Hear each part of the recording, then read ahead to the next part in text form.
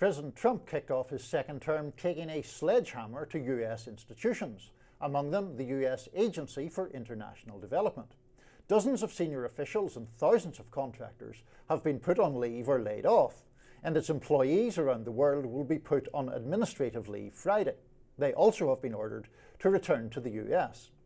The late President John F. Kennedy established USAID in 1961, and it was intended to provide humanitarian assistance to other countries. But reports from the White Coat Waste Project reveal years-long alarming activity. As libertarian conservative commentator Hannah Cox highlights, the agency shells out billions of dollars annually to respond to crises like poverty, diseases, famines, and natural disasters.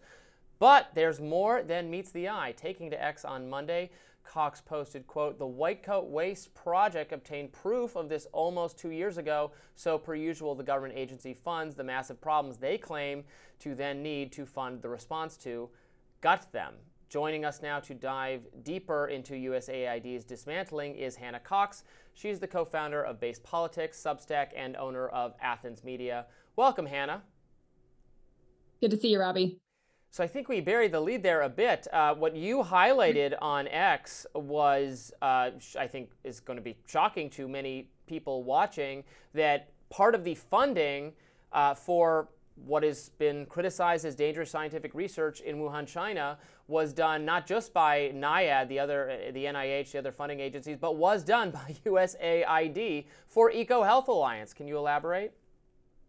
Yeah, it's interesting because the White Coat Waste Project is an organization that works to stop taxpayer-funded animal torture. The U.S. government is actually the top funder of animal torture in the world. And so they inadvertently got caught up in this entire mess a few years ago when they happened to be tracing gain-of-function research and found that it was illegally happening in the Wuhan lab, because gain-of-function research is animal torture. And so they started ringing the alarm about this, but of course it was buried by the mainstream media and by the government for many, many years. So it's been hard getting eyeballs on it. But what's interesting as well, Dr. Fauci and the NIH, the NIAID have caught a lot of the brunt of this, deservedly so. There have been many government agencies that have been doing this exact same kind of funding, and not just before COVID, but after COVID as well. As I pointed out last year, USAID was continuing to give tens of millions of dollars to these very same labs well after the pandemic broke out, and nothing was happening to stop it. And so I think it's interesting to watch the weeping and gnashing of teeth by Democrats who claim to care about stopping public health disasters, who claim to care about things like animal torture,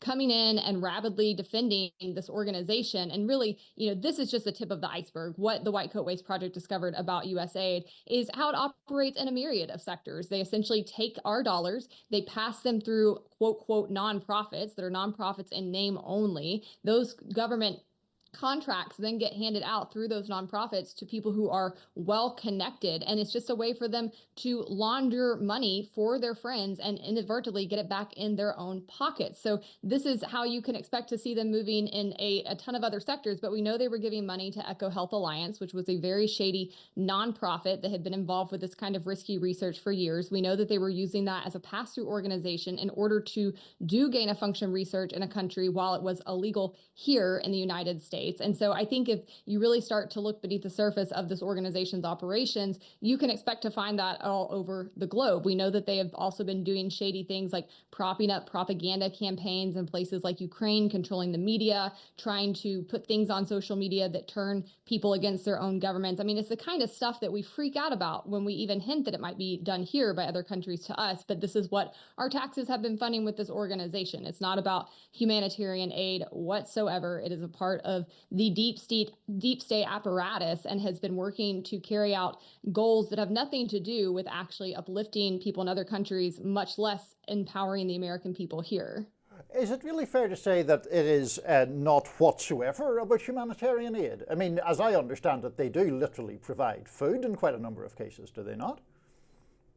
They do it, but they do it with strings attached, right? They come in and they always have ulterior motives for the kind of funding they are provided. And you can talk to many people in other countries who have been speaking out about this over the past couple of days as this has started to make headline news, saying, we don't want this aid. We don't want these people here. We don't want them involved in our country. So yeah, you might see them come in and offer to pay to build a school, but it's because the school is going to be pushing the curriculum that they want to have in there. You might see them offer to come in and build wells, but there's always going to be strings attached for things that those Hold on, governments Hannah. and those There's people always have going do to be strings attached. I mean, is it your contention that every single food parcel USAID provides has some sort of ulterior motive attached? They never do it for humanitarian reasons, in your view?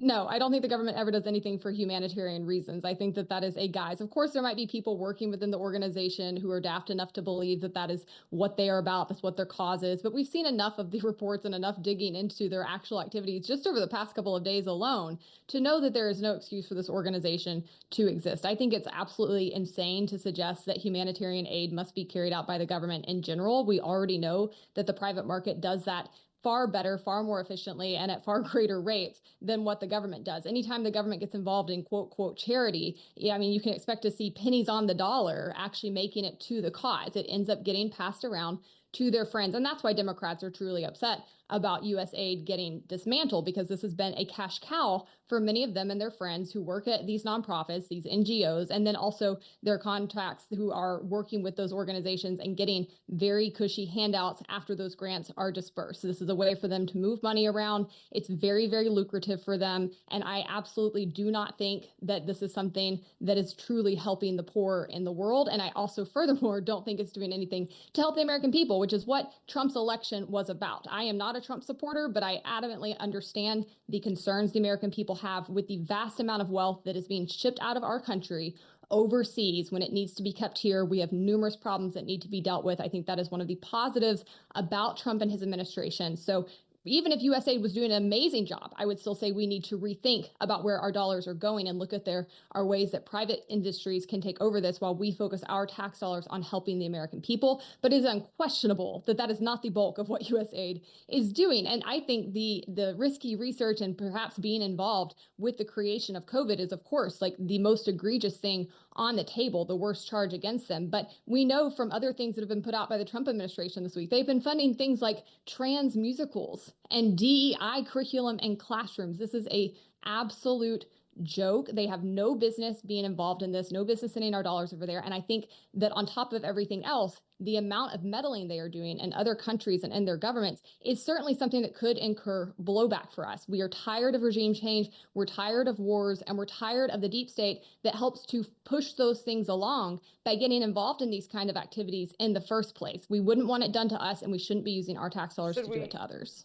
If we're going, I could see the argument that if we're going to be, green lighting these projects, giving this aid and assistance around the world, is there not an argument that it should be attached to strings, and that the government might have, the U.S. government might want, if we're just giving it away for free, what is the political reason to do it at all? Shouldn't we not try to get some kind of favorable policy from other countries toward our government?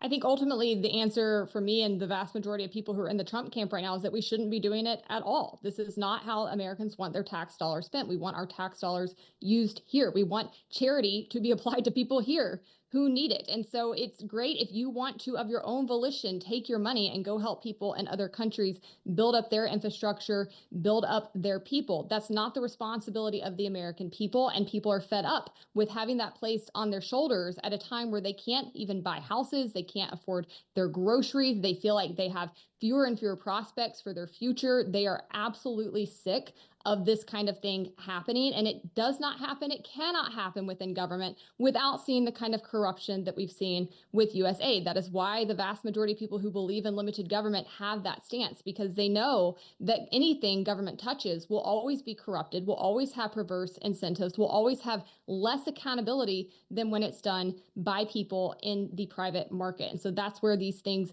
should be housed. I think what the US government should be doing is using our tax dollars to actually improve our own infrastructure, to improve our own society, to clean up our own streets. It's inexcusable for the American people to have to consistently be expected to put themselves in the back seat in order to enrich the rest of the world. So yes, if we're going to send money overseas, I think it might be appropriate to have some strings attached, but those strings attached should not be what they've been, which have been goals that have empowered the military industrial complex. They have been goals that have come in and allowed us to come in and indoctrinate other countries and to run into their elections and get involved with how their governments are operating. All of that is stuff that puts us in more danger in the long run. It's not something that makes the American people safer. Yeah. It's not something that has ever panned out. This is the agenda that was unilaterally voted down with Trump coming into office. People are sick of the neocons, they're sick of the nation building. They do not want this in this country. And while I'm a libertarian, I can agree with them on that. I think that that's exactly